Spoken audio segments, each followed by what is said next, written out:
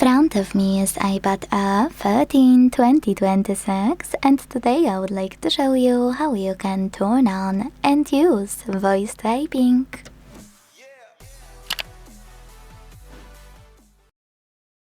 First of all, launch your keyboard and check for a microphone icon at the bottom left corner. If you don't have one, don't worry, just go into Settings and tap on General.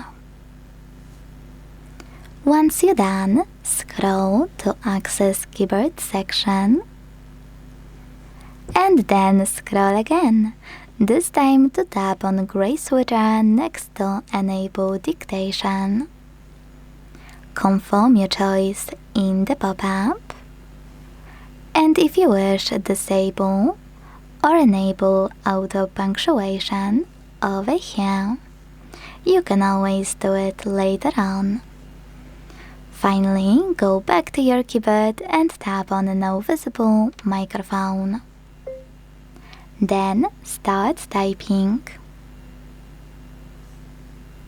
When you're done, you can tap on Keyboard button at the bottom, or sometimes when this vocal trap you just see won't show, just tap on Microphone, type, and when you're done, click on the same one.